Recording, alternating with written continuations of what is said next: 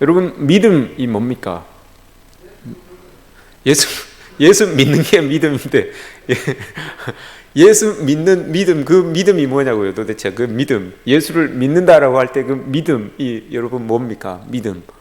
믿음에 대하여서 참 많은 정의를 할 수 있죠. 우리가 우리 최 집사님 말씀처럼 예수 믿는 게 믿음이죠. 뭐 딴 게 있습니까? 예수 믿는 게 믿음이죠. 그게 여러분 제일 정답이에요. 간단하면서도 아주 이게 흐트릴 수 없는 진리와도 같은 대답이 예수 믿는 게 믿음이죠. 뭐 있겠습니까? 이게 정답이죠. 근데 우리가 이 믿음에 대해서 예수 믿는다, 예수 믿는데 그게 믿음이죠, 이렇게 이야기를 하는데, 여기에 대해서 우리가 조금만 더 깊이 한번 생각을 해 보았으면 좋겠습니다. 오늘 우리가 읽었던 말씀 중에도 주 예수를 믿으라, 그리하면 너와 내 집이 구원을 얻으리라 라고 이렇게 말씀을 하셨죠. 또 우리가 잘 알고 있는 요한복음 3장 16절 말씀을 우리 한번 외워보도록 하겠습니다. 모두 다 눈을 감으시고 눈을 감으시고 요한복음 3장 16절 한번 외워보도록 하겠습니다. 시작.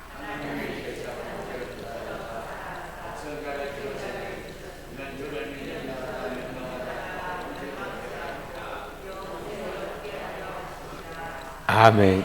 마스크를 쓰고 계셔서 누가 외우고 계시는지 그냥 계시는지 모르겠어요. 오늘 우리 본문도 그렇고 요한복음 3장 16절도 그렇고 또 많은 성경의 구절을 보시면 구원과 관련되어서 이 성경 구절들이 이렇게 나올 때 빠지지 않고 등장하는 게 예수 그리스도, 독생자, 예수님이 등장합니다. 그리고 또 하나가 등장하는 게 믿음이에요. 오늘 우리 읽은 본문도 한번 보시고 3장 16절도 한번 보십시오. 믿음이라고 하는 것을 이렇게 중간에 놓으시고 이쪽에는 예수 그리스도, 하나님, 독생자 예수 그리스도가 있고, 이 믿음을 지나서 여기에는 구원, 영생이라는 게 있습니다. 그러니까 하나님의 말씀을 우리가 기준으로 이렇게 봤을 때 믿음이라고 하는 것은 우리에게 허락하여 주신 그 구원, 그 영생을 이 믿음을 통과해서 가는데, 이 믿음을 통과시키는 것이 바로 예수 그리스도다라는 것을 알 수 있죠. 예수 그리스도와 구원 사이에 간격이 있었는데 그 간격을 메워주는 것, 이게 바로 믿음이구나라고 하나님 말씀이 우리에게 보여주고 있습니다.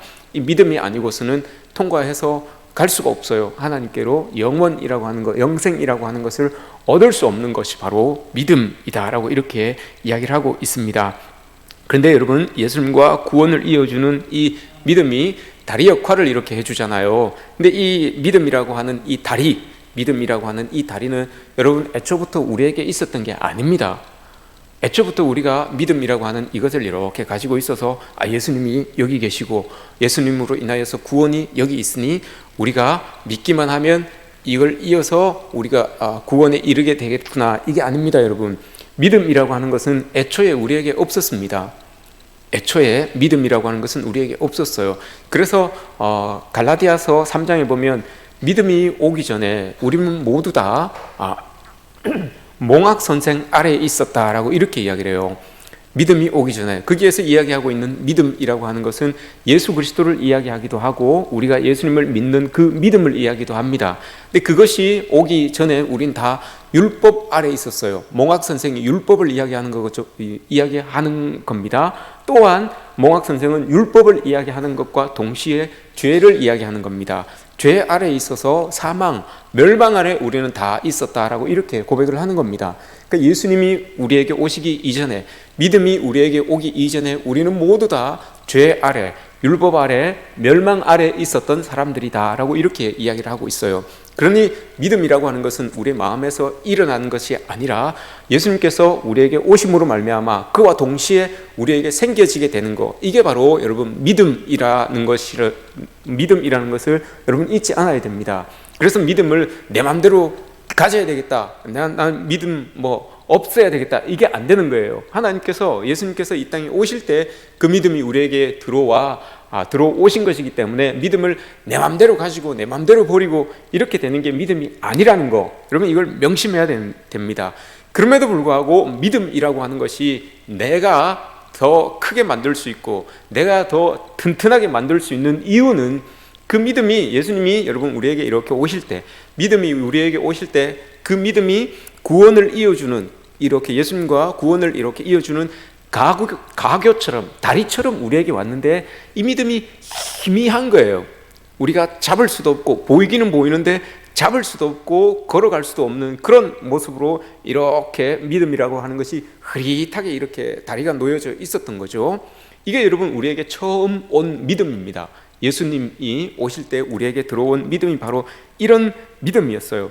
그런데 이 믿음이 이제 우리에게 오고 나서 우리가 예수님을 의지함으로 말미암아서 믿음으로 말미암아서 우리가 가지고 있는 이 믿음, 희미하게 모였던 이 다리가 점점 더 뚜렷해지는 것이고 점점 더 딱딱해지는 것이고 점점 더 튼튼해지게 되는 것을 우리가 알 수 있습니다.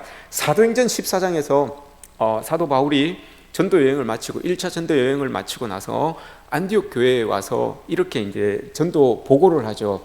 믿음의 하나님께서 이방인에게 믿음의 문을 열어주신 것에 대하여서 내가 여러분들에게 보고 드립니다 라고 이렇게 이야기를 해요. 사도 바울도 여러분 이방에 가서 전도를 하면서 자기가 자기의 입술로 복음을 전했지만 예수 그리스도를 전했지만 하나님께서 그 믿음의 문을 이방인들에게 믿음의 문을 이렇게 열어주지 않으면 믿음은 들어갈 수가 없는 거예요. 복음은 들어갈 수가 없는 거예요. 그래서 바울은 자기 입으로 복음을 전했지만 그 복음이 자기의 입을 통해서 전해진 복음이 이방인들이 받아들여질 수 있도록 그 이방인들의 문을 믿음의 문을 이렇게 열어주신 그 하나님에 대해서 지금 이야기를 하고 있는 겁니다. 이처럼 여러분 믿음이 우리에게 전해진다고 해서 듣는다고 해서 우리가 다 받아들일 수 없다는 거예요. 하나님이 열어주지 않으시면 하나님이 여러분들을 이 자리에 앉혀주지 않으셨으면 여러분 그 믿음을 우리에게 허락지 않으셨으면 우린 누구도 여러분 이 자리에 올 수 없어요. 이 자리에 앉아서 예배 드릴 수 없었다는 거 이게 중요한 겁니다. 그래서 여러분 내가 가지고 있는 이 믿음 하나님께서 허락하신 믿음이구나 라는 거 여러분 이게 얼마나 큰 축복입니까? 하나님께서 여러분 믿음을 허락하지 않아서 아직도 세상 속에서 헤매이는 사람들이 많습니다. 아직도 율법 아래서 사망의 종이 되어서 살아가는 사람들이 그렇게 많은데 우리는 여러분 하나님께서 택해 주셔서 다행스럽게 그 믿음을 받아들일 수 있는 그 믿음의 문을 열어주셔서 하나님을 믿을 수 있게끔 이렇게 축복의 자리에 있게끔 해주신 게 이게 얼마나 큰 은혜이고 여러분 얼마나 큰 축복입니까? 이게 여러분 믿음이구나 라는 것을 우리가 깨닫고 나가야 되는 거죠. 여러분 이것만한 축복이 없다는 것을 믿으시기 바랍니다. 그렇게 믿고 있는 우리가 그렇게 가지고 있는 이 믿음 이건 여러분 교리가 아닙니다. 믿음은 어떤 이론이 아니에요. 하나님께서 예수님께서 오실 때 우리에게 주신 이 믿음은 교리가 아니에요. 이게 어떤 의미일까요, 여러분? 믿음은 이론이 아니다라는 말은 뭔 의미입니까? 믿음은 실제라는 거예요. 믿음은 실제, 삶이라는 겁니다. 믿음은 삶이에요. 우리가 살아가면서 머리로만 생각하는 것이 아니라 글로 나타내는 것이 아니라 우리의 삶으로 나타나고 삶으로 체득되는 것 이게 믿음이다라는 겁니다. 주님이 우리에게 이 믿음을 주셨지만 이 믿음이라고 하는 것은 처음 말씀드린 것처럼 다리와도 같은 것인데 이게 흐릿합니다. 근데 이 다리를 여러분 튼튼하게 만들어가고 넓게 만들어가는 것은 이제 이건 내 몫이에요. 하나님께서 나에게 주셨지만 이것을 가지고 내가 얼마나 더 튼튼하게 만드느냐 얼마나 더 튼실하게 만드느냐 이건 이제 제 몫입니다. 우리의 몫이에요. 이걸 튼튼하게 만들어가는 그 바탕이 바로 주님을 얼마나 우리가 신뢰하느냐 여기에 바탕을 두는 겁니다. 얼마나 예수님을 의지하고 얼마나 주님께 붙어서 살아가느냐 이게 여러분 우리에게 주어진 그 믿음의 다리를 구원으로 건너가게 되는 그 믿음의 다리를 튼튼하게 만들고 넓게 만드는 그 바탕이 되는 게 바로 예수님을 신뢰하는 것이라고 말할 수 있습니다. 예수님을 신뢰한다라고 하는 것은 다른 게 아닙니다. 여러분 우리가 그 믿음의 다리 보이지 않는 그 믿음의 다리 흐릿한 그 믿음의 다리를 여러분 이제 건설해 나아갈 때 우리 삶의 자리에 그걸 만들어 나아갈 때 주님을 신뢰한다라고 하는 것은 다른 게 아니라 그 다리를 만드는 모든 재료를 예수님을 통해서 공급받는 거 그 재료를 가지고 다리를 만들어가는 거 이걸 여러분 예수님을 신뢰한다라고 하는 겁니다. 거기에 여러분 믿음의 바탕이 있어야 되는 겁니다. 예수님께서 주시는 그 모든 재료를 가지고 그 믿음의 다리를 만들어가는 거 이게 여러분 예수님을 신뢰하는 겁니다. 이게 여러분 쉬운 것 같죠? 쉽지 않습니다. 여러분 세상 살아가면서 우리가 삶의 자리에서 믿음은 실제라고 하였는데 그 실제에서 믿음의 다리를 막 이렇게 만들어 가야 되는데 그 많은 믿음의 다리들을 여러분 많은 사람들은 예수님으로 인하여 공급받은 그 재료가 아닌 다른 재료들을 가지고 그 다리를 만들어 가려고 하는 사람들이 참 많아요. 믿는 사람들이지만 그리스도인들임에도 불구하고 그 다리의 재료를 다른 것들로 쓰려고 하는 사람들이 참 많다는 거죠. 그럼 여러분 그건 온전히 예수님을 신뢰하는 모습이 되지 못합니다. 예수님을 신뢰한다는 것은 온전히 모든 재료를, 그 다리를 만들어가는, 구원으로 나아가는 모든 다리의 재료를 예수님으로부터 공급되는 것을 가지고 만들어가는 거, 이걸 여러분 주님을 신뢰한다라고 하는 겁니다. 믿음은 여러분 그게 바탕이 되어야 되는 겁니다. 믿음은 다른 어떤 것에도 바탕을 두면 안 되는 것이에요. 한번 여러분들에게 질문을 한번 드리겠습니다. 나는 하나님 믿으니까 구원받았습니다. 이 말이 여러분 맞습니까? 틀립니까? 대답 잘 하셔야 됩니다. 한 두 가지 더 듣고 대답하십시오. 네, 틀릴 수도 있으니까 두 가지 더 듣고, 나는 하나님을 믿으니까 구원받았습니다. 요거 하나, 대답은 두 개 더 하고 나서 하십시오. 나는 성경이 하나님의 말씀이라는 것을 믿으니까 나는 구원받았습니다. 하나 더 듣고 대답하십시오. 나는 하나님도 믿고 성경도 믿었습니다. 또 나는 그러면 하나님이 살아계시고 또 하나님께서 주신 이 말씀도 하나님의 말씀이라고 믿고 있습니다. 그래서 나는 구원받았습니다. 하나 더, 나는 천국과 지옥이 있는 것도 나는 믿기 때문에 나는 구원받았습니다. 자, 여러분, 이게 맞습니까? 틀립니까? 맞아요, 틀려요, 이 말이? 구원은 이게 맞다고요? 자, 그럼 여기에 대해서 제가 말씀을 드리죠. 야고보서에 보면 요 질문에 대해서 똑같이 이야기한 말이 있어요. 야고보서에서 사탄이 여러분 그렇게 이야기를 합니다.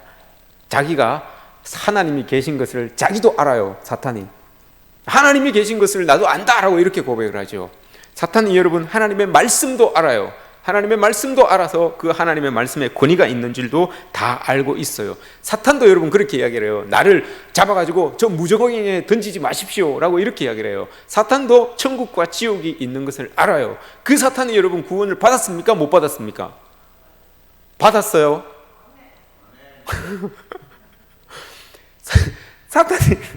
사탄이 여러분, 설교를 오늘 여기서 끝내겠습니다. 사탄이 여러분 야고보서에서 그렇게 고백을 해요. 사탄도 하나님을 알고 천국과 지옥이 있는 것을 알고 하나님의 말씀을 알아요. 그런데 여러분 사탄은 사탄이에요.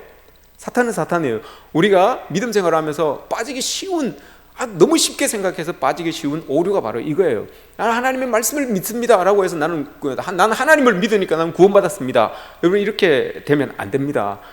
구원은 예수 그리스도를 통하지 않으면 여러분 구원은 없어요. 그 예수 그리스도를 통하지 않으면 구원은 없어요. 왜 여러분 그럼 하나님을 믿는 사람들은, 예를 들어서 여호와의 증인은 여러분 구원을 받습니까? 못 받습니까? 여호와의 증인은 왜 이단이라고 합니까? 그 사람들도 하나님 잘 믿는데 왜 이단이라고 합니까? 예수 그리스도를 인정하지 않기 때문에 이단이라고 하는 겁니다. 여호와의 증인은 안식교들은 예수 그리스도를 인정하지 않아요. 하나님의 말씀을 믿는다고 하는 사람들, 율법주의자들은 왜 여러분 이단 소리를 듣습니까? 하나님의 말씀만 인정하고 예수 그리스도, 신약 성경에 나오는 예수 그리스도 하나님의 말씀은 또 인정하지 않는 사람들이잖아요. 천국과 지옥을 알고 있는 저 불교인들은 여러분 어떻게 되는 겁니까? 하나님의 말씀을 몰라도 그들도 천국이 있고 지옥이 있다는 것을 알잖아요. 그들도 여러분 왜 구원에서 멀어져 있습니까? 구원이라고 하는 것은 여러분 예수 그리스도를 통하지 않으면 있어질 수가 없는 거예요. 예수님께서 말씀하신 게, 하나님께서 예수님을 우리에게 보내신 이유도 그거예요. 예수님을 통과하지 않으면 구원까지 갈 수가 없기 때문에 예수님이 우리에게 오신 것이라는 거, 이걸 명심해야 됩니다. 믿음의 핵심은 구원입니다. 여러분, 믿음의 핵심은 예수 그리스도예요. 예수 그리스도가 빠져 있는 것은 믿음이라고 할 수가 없어요. 그 예수 그리스도를 우리가 믿고 있습니다. 그 예수 그리스도를 어떻게 믿느냐, 이게 여러분 우리에게 이제 관건이죠. 사도 바울이 서신서를 13개를 썼는데 그 13개 중에서 그 보내진 편지가 7교회에 이렇게 다 보내졌어요. 7교회에. 그런데 그 7교회에 보내진 그 서신서에서 사도 바울이 이야기하고 있는 것은, 가장 중요하게 이야기하고 있는 것은 뭐 문제가 있어서 그 교회에 편지를 쓰고 뭐 문제를 해결하기 위해서 편지를 썼지만, 그 모든 문제에 촉발이 된 게, 모든 문제에 여러분 그 일어난 원인이 된 게 뭔가 하면 예수 그리스도의 중심을 두지 않았기 때문에 문제가 일어난 거예요. 믿음의 문제가 일어난 것이고, 구원의 문제가 일어나게 된 것이고, 이단의 문제가 일어나게 된 이유가 그 예수 그리스도, 믿음의 근본이라고 할 수 있는, 중심이라고 할 수 있는 예수 그리스도에게서 문제가 일어났기 때문에, 예수 그리스도에 대한 마음에서 문제가 일어났기 때문에 그것으로 인하여서 다른 문제들이 발생이 된 거예요. 그래서 사도 바울이 서신서를 쓸 때 꼭 그 교회에다가 한 말이 예수 그리스도에게 중심을 두라라는 거, 이걸 가지고 편지를 쓴 거예요. 고린도 교회, 대표적으로 고린도 교회가 문제를 가지고 있었는데, 그 교회는 당파가 문제였어요. 당파, 파당이 문제였어요. 예수 그리스도의 중심을 두지 않다 보니까 자꾸 다른 중심들이 이렇게 튀어나오게 된 거죠. 그래서 예수 그리스도에게 중심을 두라고 다시 이야기를 하는 겁니다. 갈라디아 교회도 마찬가지였어요. 갈라디아 교회도 예수님에게 중심을 두고 있었으면 그 말씀이 흐트러지지 않았을 텐데, 예수님 아닌 다른 어떤 복음, 예수님 아닌 다른 어떤 복음들이 이렇게 들어와서 거기에 중심을 두다 보니 문제가 생겨나게 된 거예요. 그래서 그 교회에도 똑같이 예수 그리스도에 대하여서 다시 예수의 복음으로 회복하기 위하여서 갈라디아서에 편지를 쓴 이유가 바로 그겁니다. 모든 교회들이 예수님에게서부터 흔들리기 시작하면 그 믿음이 흔들리고 많은 다른 이 문제들이 일어날 수 있다는 것을 사도 바울이 보여주고 있는 겁니다. 우리 교회도, 우리 믿음도 여러분 마찬가지입니다. 우리 믿음도 예수 그리스도를 중심에 두지 않으면 이게 흔들리기 시작합니다.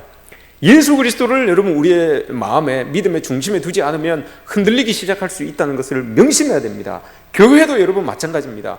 예수 그리스도 이외에 다른 어떤 것들이 관심거리가 되고, 다른 어떤 것들이 여러분 중심으로 이렇게 들어오기 시작하면 교회에 여러분 문제가 생겨나요. 꼭 문제가 생겨납니다. 이걸 여러분 우리가 명심해야 됩니다. 교회는 어떤 일이 있어도, 우리의 믿음은 어떤 일이 있어도 예수 그리스도가 중심이 되어야 된다는 거, 여러분 이걸 명심하셔야 됩니다. 그렇게 될 때 우리 믿음이 흔들리지 않을 뿐더러 그 믿음 안에서 능력이 나는 겁니다. 오순절날 베드로가 오순절날 성령을 받고 난 다음에 설교를 해요.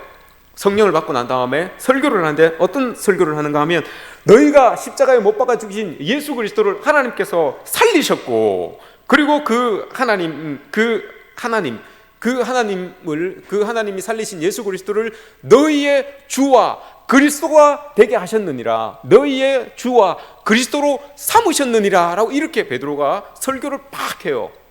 베드로에게는 여러분 지금 베드로의 그 믿음의 중심에는 예수 그리스도 주 이분밖에 없어요. 예수님이 자기 옆에 지금 있는 게 아니에요. 예수님이 살아서 자기 옆에 있는 게 아니에요. 예수님은 지금 죽으시고 부활하셔서 하나님 곁에 계시지만, 그럼에도 불구하고 그 중심에 예수 그리스도, 그 믿음의 중심에 예수 그리스도가 살아있는 듯이 하나님께서 예수님을 너의 주와 그리스도로 삼으셨다고 하셨으니까, 그 주와 그리스도 삼으신 하나님을, 예수님을 베드로는 자기 옆에 있는 것처럼 그 중심에 딱 모시고 있었던 거예요. 그래서 베드로가 그 다음에 어떤 일이 일어나는가 하면, 성전 미문에 있는 안전뱅이를 딱 만나죠. 안전뱅이를 딱 만나서 이야기하기를, 나에게 있는 건 금과 은은 내게 없거니와 내게 있는 것으로 너에게 주니 곧 나사렛 예수의 이름으로 일어나 걸어라 라고 하니까 그 병자가 일어나서 걷게 됩니다.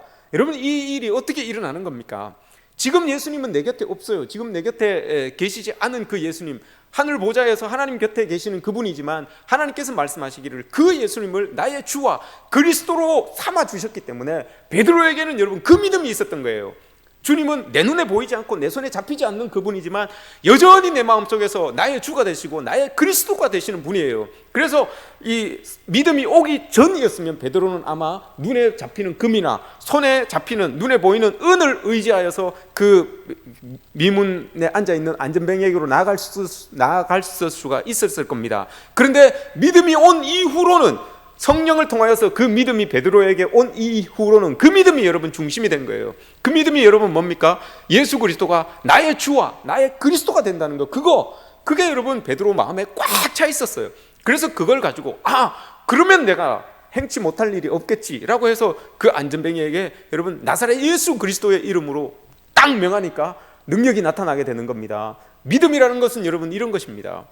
믿음이라는 것은 여러분 예수님을 나의 주로, 나의 그리스도로 알고 나의 구세주로 알고 행해 나아갈 때 그게 믿음이 되는 것이고, 그 자리에서 여러분 그 이름이, 예수 그리스도의 이름이 능력을 나타낼 수 있는 것, 이게 바로 우리의 믿음입니다. 우리가 가지고 있는 이 믿음입니다. 우리 자리에 여러분 예수 그리스도의 이름으로 능력이 여러분 나타납니까? 여러분들의 삶의 자리에 여러분 예수 그리스도의 이름으로 능력이 나타나시기를 축복합니다. 여러분들이 부르짖는 그 예수 그리스도, 나의 주, 나의 하나님으로 고백하는 그 예수 그리스도의 이름으로 말미암아 여러분들의 삶의 자리에 큰 능력이 나타나시기를 주님의 이름으로 축복합니다. 이렇게 예수 그리스도의 이름이 정말 믿는 자의 입을 통하여서 나아갈 때 이렇게 능력이 나타나게 되는 거죠. 여러분 그렇게 이야기를, 아유 목사님 예수님도 안 믿는데 우리가 이렇게 예배 드리겠습니까? 예수님도 안 믿는데 우리가 교회 나오겠습니까? 이렇게 이야기하실 수도 있어요. 여러분 정말 우리가 예수님을 믿어서 이 자리에 이 예배라고 하는 것이, 여러분 믿음이라고 하는 것이 명분만 가지고 예배를 드리는 게 아니에요. 명분으로 여러분 예수님 앞에 나와서 예배 드리는 게 아니에요. 내가 뭐기 때문에, 내가 몇 년을 이렇게 했기 때문에, 내가 이랬기 때문에 여러분 예수님 앞에 나와서 명분을 가지고 하나님께 나와서 예배 드리는 게 아닙니다. 믿음이라고 하는 것은 명분이 필요 없어요. 믿음이라고 하는 것은 정말 내가 이 예수님께서 허락하여 주신 이 믿음이 아니면 구원으로 갈 수 없구나라는 거, 이걸 알고 깨닫고 여러분 하나님께 나와서 예배하는 거죠. 다른 어떤 게 없습니다. 그래서 여러분 우리는 그 자리로, 구원의 자리로 가기 위하여서 이 믿음이라는 것을 더 확고하게, 더 튼튼하게 만들기 위하여서 하나님께 나와서 예배하고 또 예배하는 이유가 바로 그거죠. 여러분 우리가 정말 예수님을 믿고 있는지 다시 한번 우리의 모습들을 한번 살펴봐야 됩니다. 예수님은 여러분 인격체입니다. 그렇기 때문에 우리는 예수님을 존중해야 됩니다. 그게 예배의 자리를 통해서 나타나는 거죠. 예수님을 존중하고 또 예수님을 신뢰하는 모습들이 우리의 예배의 자리를 통해서 나타나게 되는 겁니다. 그게 여러분 믿음의 하나의 표현이 될 수가 있습니다. 믿음은 주님을 존경하는 겁니다. 예수님을 존경하는 겁니다. 존중하게 되면 당연히 여러분 신뢰와 믿음이라고 하는 것은 따라오게 되어 있어요. 우리가 세상 속에서 관계하는 사람들 중에도 여러분 존경하는 사람들, 존중하는 사람들이 있을 거예요. 한번 머릿속에 한번 이렇게 생각해 보십시오. 그러면 그들에게 당연히 우리의 마음에 그들을, 내가 존중하는 그 사람에 대하여서 신뢰하는 부분이 많고 믿는 부분이 많을 거예요. 근데 그 존경하는 모습이 딱 깨지면 여러분 존중의 부분도, 신뢰하는 부분도, 믿음의 부분도 깨어지게 되는 거예요. 이걸 깨뜨리지 않게 하기 위하여서 우리는 점점 더 예수님을 존중하고 하나님을 존중하며 나가야 되는 거죠. 예배를 통해서 이 모습을 위하여서 우리가 하나님께 예배하는 그런 우리의 모습들이 있어지는 겁니다. 아브라함이 여러분 하나님을 얼마나 존중했습니까? 얼마나 존경했습니까?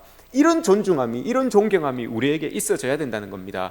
이게 믿음으로 이렇게 자꾸 표현이 된다는 거예요. 아브라함이 어떻게 하나님을 존중했습니까? 100세에 낳은 그 아들을 하나님께서 번제로 바쳐라라고 했을 때 여러분 일만의 주저함도 없이 그 아들을 데리고 여러분 잡으러 올라가요. 번제라는 게 여러분 뭡니까? 싹 태워서 드리는 거 아닙니까? 싹 태워서. 태우기 전에 여러분 그냥 통째로 태우는 게 아니잖아요. 태우기 전에 각을 뜨잖아요. 동물 같은 경우는 각을 뜨잖아요. 각을 뜨는 게 여러분 뭐예요? 팔다리를 자르고 목을 잘라내는 거예요. 배를 갈라서 그 안에 내장을 다 꺼내는 거예요. 아들에게 여러분 차마 어떻게 그렇게 할 수 있겠습니까? 아무리 하나님이지만 번제로 잡으라고 하니 어떻게 그럴 수가 있겠습니까? 그냥 안 보고 그냥 불에 훅 집어넣을 수는 있겠죠. 그런데 그렇게 하지 않고 팔다리를 자르고 목을 자르고 배를 갈라서 그 안에 있는 내장을 다 꺼내야 돼요. 그걸 여러분 아버지가 어떻게 할 수 있겠습니까? 그럼에도 불구하고 아브라함은 하나님을 향한 그 존중의 마음을 나타내요. 그래서 잡으려고 여러분 칼을 번쩍 들잖아요. 그래서 하나님도 깜짝 놀라가지고 저게 정말 하는구나 싶어가지고 깜짝 놀라가지고 그림을 보면 이 명화 같은 걸 보면 천사가 여러분 그 팔을 탁 잡는 모습이 있어요. 깜짝 놀라가지고 팔을 탁 잡는 모습이 있어요. 하나님도 그만큼 여러분 놀라셨다는 거예요. 야, 제가 나를 저렇게 존중하는구나. 그걸 알았어요. 그래서 하나님이 뭐라고 하십니까? 그 명령을 딱 하고 나서 멈춰라라고 하실 때 네가 나를 존중하는 줄을 알겠다. 귀히 여기는 줄 알겠다라고 이렇게 말씀하시잖아요. 그게 여러분 존중 아닙니까? 그리고 난 다음에 어떤 일이 있는가 하면 하나님께서 아브라함을 두 번째 부르셔서 창세기 22장에 그 일이 22장에 나와요. 창세기 22장에서 그 이제 밑에 가면 하나님께서 아브라함을 두 번째 부르셔서 말씀하시기를, 그 두 번째 부르셔서 하는 게 첫 번째 번제로 잡아라라고 했을 때 한번 부르셨고요. 그거를 딱 멈추고 나서 두 번째 아브라함을 불러요. 그 아브라함을 딱 부르셨을 때 부르시고 아브라함을 마주하고 대하셔서 말씀하신 게, 내가 이제 너에게 복 주고 복 주어, 그 말이 나와요. 그렇게 하나님께 존중하는 마음이 딱 드러나니까 하나님께서 아브라함을 딱 부르셔서 두 번째 하신다는 말씀이, 내가 이제 너를 복 주고 복 주어. 그때부터 여러분 아브라함에게 복이 부어지기 시작하는 겁니다. 믿음의 조상으로서 그때부터 아브라함이 딱 쓰기 시작하는 거예요. 하나님께 하나님을 존중하는 그 마음이 하나님께 딱 보여지니까 더 이상 확인할 필요가 없다는 거죠. 여러분, 우리에게도 이런 모습들이 하나님께 보여져서 우리 믿음, 하나님을 존중하는 우리의 믿음이 보여져서 하나님께서 우리를 두 번째 부르셔서 이제 복 주고 복 주어 하시는 그 말씀이 우리에게도 들려지시기를 주님의 이름으로 축복합니다. 이런 모습들이 여러분 우리에게서 나타나야 되는 건 아니겠습니까? 우리가 이렇게 하나님 앞에 예배 드리면서 하나님을 존중하는, 예수 그리스도를 존중하는 우리의 모습들이 하나님께 딱 보여지고, 하나님은 그 모습을 이렇게 보시면서 흡족해 하시면서, 야, 이제 너희에게 내가 줄 건 복밖에 없다, 이렇게 딱 막 부어주시면 얼마나 좋겠습니까? 여러분 모두에게 있어지기를 원하지 않으십니까? 여러분, 이게 여러분 없었어도 좋겠어요? 하나님이 딱 우리를 보시고 흡족히 여기시면서 내가 이제 너희에게 복 주고 복 줄게, 이 말이 여러분 안 들려도 되겠습니까? 이 말이 없어도 되겠습니까? 아유, 하나님 이제 다 많이 받았는데요, 뭘 또 더 주십니까? 그러십니까 여러분? 그럼 그거 받아서 저 좀 주십시오. 좀 받아서 저 좀 주십시오. 여러분, 하나님께서 주시는 복은 여러분 우리가 생각하는 복과 다르잖아요, 그죠? 우리가 생각하는 그 복과는 천지차이예요. 그러니 그 복이 뭔지를 알고 여러분 안 받으시려고 그러십니까? 저 같으면 여러분 그런 음성이 들리면 기를 쓰고 받겠습니다. 기를 쓰고 받으시기 바랍니다. 사무엘상 2장의 내용이 또 하나가 나오죠. 사무엘상, 하나님을 존중한다는 모습이 사무엘상 2장에 30절, 20절, 30절 쭉 밑으로 내려가면 한나와 사무엘 이야기가 나옵니다. 그때 하나님께서 어떤 고백을 하시는가 하면, 나를 존중히 여기는 자를 내가 존중히 여기고, 나를 경히 여기는 자를, 나를 경멸히 여기는, 멸시 여기는 자를 내가 경멸히 여기리라, 이 말씀을 하나님께서 딱 하십니다. 이 말씀이 여러분 나온 배경이 있어요. 이 말씀이 왜 나왔습니까 여러분? 지금 한나는 천신만고 끝에, 아기가 없었는데 천신만고 끝에 사무엘을 얻었어요. 그래서 그 사무엘을 하나님의 전에 이렇게 젖대고 난 다음에 하나님의 전에 이렇게 바쳤어요. 요런 상황이고요. 엘리와 그 두 아들 홈니와 비나스, 요 사람들이 제사장으로 이렇게 있었던 그 때였습니다. 그런데 한번 생각해 보십시오. 그 어렵게 얻은 그 아이를 여러분 젖댄 다음에 하나님의 성전에 이렇게 바칠 수 있는 게 이게 여러분 쉽습니까? 아이가 없어서 얼마나 수치를 당했습니까? 얼마나 마음을 졸였습니까? 그렇게 어렵게 얻은 그 아들을 여러분 하나님의 성전에 이렇게 딱 바쳤어요. 이게 여러분 하나님 보시기에 하나님을 존중히 여기는 자로 여김을 받은 거예요. 한나와 존중히 여기는 자는 이 말씀에서 사무엘상 2장에서 존중히 여기는 자는 한나와 사무엘을 일컫는 말이기도 합니다. 경홀히 여기는 자, 멸시 여기는 자는 엘리와 그 아들 홈니와 비나스를 이야기합니다. 그들은 여러분 예배 중에 하나님께 드려지는 예물을 다 하나님께 드려지기도 전에 자기들이 갈고리로 이렇게 끓여서, 좋은 것들은 이렇게 끓여서 자기들이 삶아 먹고 구워 먹고 쪄 먹고 하는 그런 이 사람들이었어요. 왜 여러분 한나가 또 사무엘이 하나님 보시기에 하나님을 존중히 여기는 자다라고 이렇게 칭함을 받았을까요?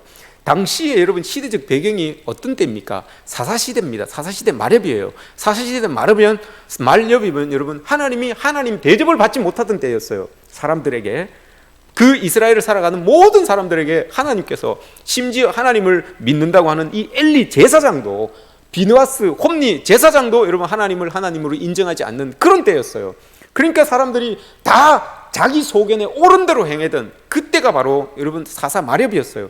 그 사사 말엽에 이 한나와 사무엘이 하나님을 존중히 여겨서 그래도 하나님을 하나님답게 알고 그 하나님의 약속을 믿고 딱 아들을 하나님께 바쳤을 때, 그때 여러분 하나님께서 이 사람들에게 복을 주어서 그 사무엘이 여러분 사사시대의 종지부를 찍는 이 선지자로 딱 등장하잖아요. 왕정시대를 열어가는 그런 사사로 사무엘이 딱 서게 되는 것을 우리는 보게 되는 거죠.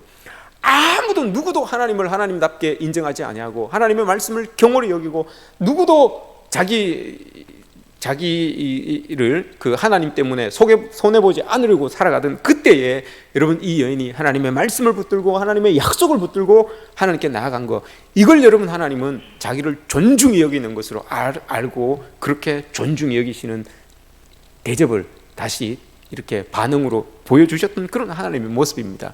이게 여러분 하나님을 존중히 여기는 겁니다. 예수 그리스도를 존중히 여기는 게 바로 이런 겁니다. 여러분, 하나님을 존중히 여기는 자는 하나님께서 존중히 여기시고 하나님을 경멸히 여기는 자는, 멸시 여기는 자는 하나님도 그들을 멸시 여긴다, 경멸히 여긴다라고 했어요. 그래서 결국 여러분 엘리와 홈리, 비나스 어떻게 됩니까? 여러분 전쟁에서 죽어요.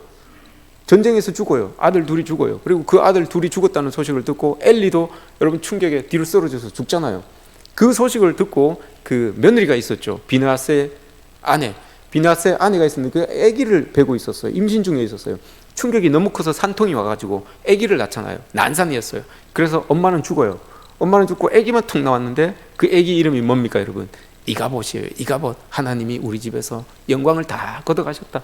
하나님의 영광이, 여러분 하나님을 멸시하는데 그곳에 하나님의 영광이 있어질 이유가 없지요. 하나님 그렇게 경멸히 여기는 자는 경멸히 여기시는 그런 하나님의 모습이 있어지는 거예요. 스스로 여러분 그렇게 자처해 나가는 모습들이 있는 거죠. 우리는 여러분 이런 일들이 우리에게서 절대 주어지면 안 된다는 거 여러분 기억해야 됩니다. 그 존중히 여기는 모습들, 그 모습 속에 하나님의 은혜가 나타나는 거 여러분 우리 기억해야 됩니다. 예수님께서 가나 혼인잔치에 딱 가셨을 때, 초대받아서 딱 가셨을 때 여러분 그곳에 이 포도주가 모자랐어요. 포도주가 모자라서 마리아가, 엄마가 와서 야, 이거 포도주가 모자라는데 네가 좀 어떻게 해라라고 하니까 예수님께서 여러분 뭐라고 이야기하십니까? 내 때가 아닙니다 라고 이렇게 이야기를 해요. 내 때가 아닙니다 라고 이렇게 이야기를 해요. 여러분 내 때가 여러분 뭐 어떤 말을 이야기하는 겁니까? 내 때. 그래서 여러분 이 마리아가 그 하인들에게 가서 이야기를 하죠. 저 사람이 시키는 대로 너희들 다 해야 된다라고 이렇게 이야기를 해요. 그랬더니 하인들이 와가지고 예수님께서 딱 이렇게 하라는 대로 딱 하잖아요. 그래서 물이 변하여서 포도주가 되는 거예요. 그때가 여러분 내 때, 하나님의 예수님께서 개입하시는 그 때입니다. 내 때는 여러분 언제 일어나는가 하면 내가 하나님을 존중히 여길 때, 내가 예수 그리스도를 인정할 때 예수 그리스도의 때가 되는 거예요. 내가 준비될 때, 내가 주님을 인정하고 내가 주님을 받아들이고 내가 주님을 존중해 여기는 그때가 되면 하나님의 때가, 예수님의 때가 딱 되는 거예요. 예수님이 일하시는 그때가 되는 거예요. 존중해. 아무도 예수님을 예수님으로 인정하지 아니하고 그 가나안 혼인잔치에 있음에도 불구하고 예수님을 예수님으로 인정하지 않으니까 능력이 나타나지 않는 거예요. 그런데 딱 인정하고 딱 가니까 내 때가 된 거죠. 하나님은 그 물을 변하여서 포도주가 되게 하는 거예요. 우리의 믿음이 여러분 이런 겁니다. 우리의 믿음이 왜 필요합니까 여러분? 하나님의 때를 만들어서 하나님이 움직이시게끔, 하나님이 여러분 나에게 이런 변화들을 만들어 가게끔 그렇게 여러분 하기 위해서 우리의 믿음이 필요한 것 아니겠습니까?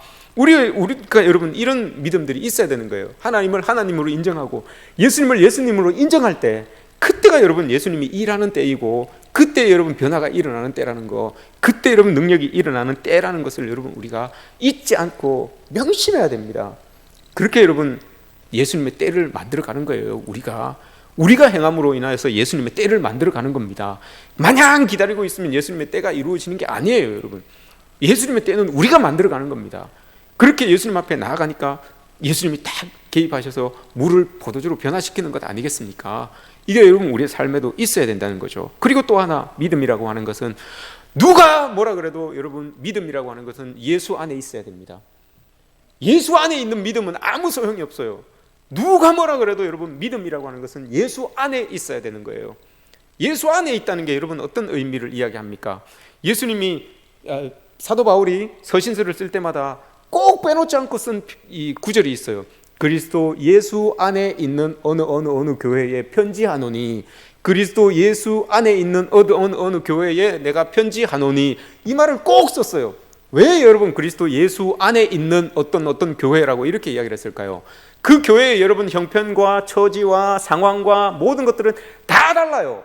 그러니까 여러분 믿음이라고 하는 것은 그 다 다른 처지, 다 다른 형편, 다 다른 그런 어떤 환경, 이게 여러분 중심이 될 수가 없는 거예요. 이것 따라 믿음이 이렇게 생겨야 되고, 이것 따라 믿음이 이렇게 생겨야 되고, 우리가 이러니까 우리 믿음은 한 요만해도 충분하겠다, 우리의 상황이 이러니까, 우리 처지가 이러니까 우리 믿음은 한 이만해야 되겠다, 이게 아닌 거예요. 여러분, 모든 상황과 처지와 형편과 환경, 모든 것이 다 다를지라도 믿음이라고 하는 그 기준은, 그 모든 것들은 그게 안에서 여러분 믿음을 두는 것이 아니라, 믿음이라고 하는 것은 예수 안에 두는 거예요.